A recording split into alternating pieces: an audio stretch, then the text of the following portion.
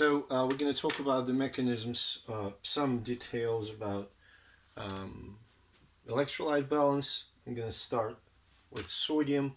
So it's fairly straightforward. So sodium content in the body. So sodium in extracellular fluid, when it goes down, it essentially, think of it this way. If sodium goes down, water doesn't follow the sodium. So it usually is accompanied with a decreased blood pressure. And the responses to it, obviously, renin, increased angiotensin,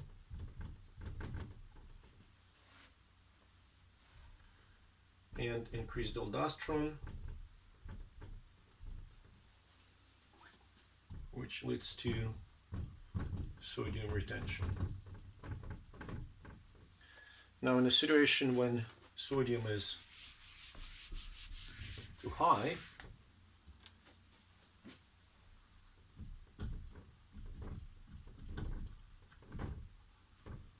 it essentially corresponds to elevated blood pressure. Elevated blood pressure stimulates atrial natriuretic peptide, ANP, goes up. And atrial natriuretic peptide, essentially, it inhibits the release of renin, which then is followed by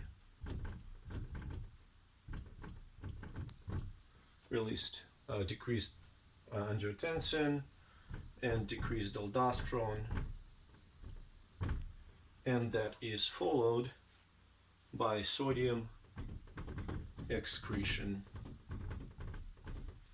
This is, on a very basic level, mechanisms for the regulating amount of sodium.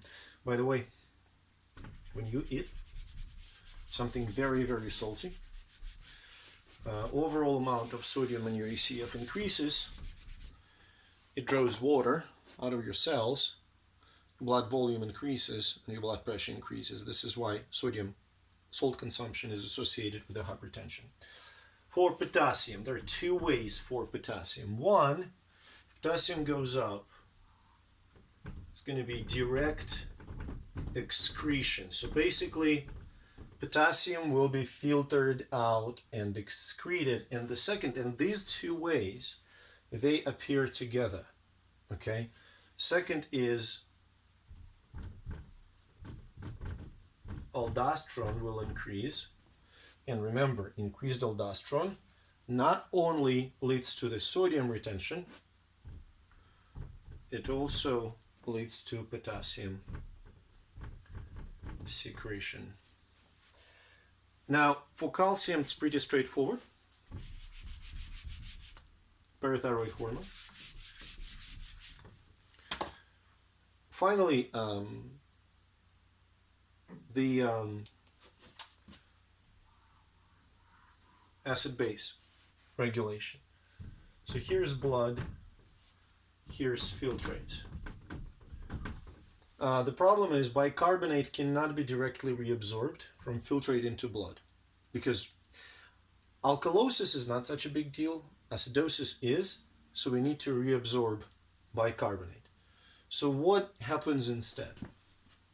Carbon dioxide from the blood diffuses into the cell where it combines with water in the cell, producing carbonic acid, which dissociates into hydrogen ions and bicarbonate can diffuse from the tubular cell back into the blood. In the meantime, hydrogen diffuses into the filtrate, can be excreted, but in the filtrate it also can interact with some bicarbonate that is there, which will produce carbonic acid, which then dissociate into CO2 and water. But it's not the only buffer in the urine. There's also phosphate buffer, so hydrogen will be taken care of in the urine. And that brings us to the responses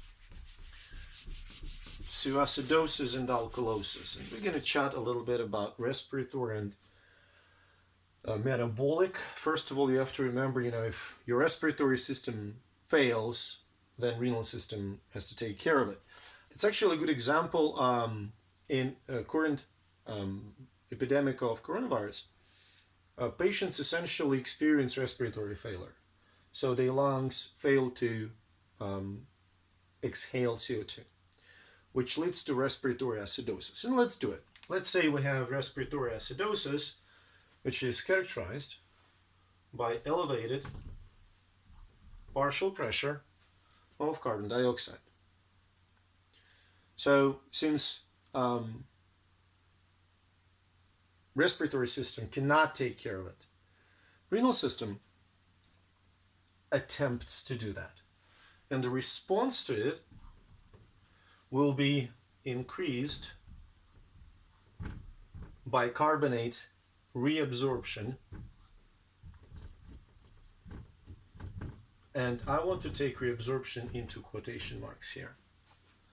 Okay, so you will observe in the patients with respiratory acidosis, you will observe elevated concentrations of bicarbonate and vice versa. So if down, it's going to be down. If it's reduced CO2, then kidneys will not reabsorb as much bicarbonate. Now, what about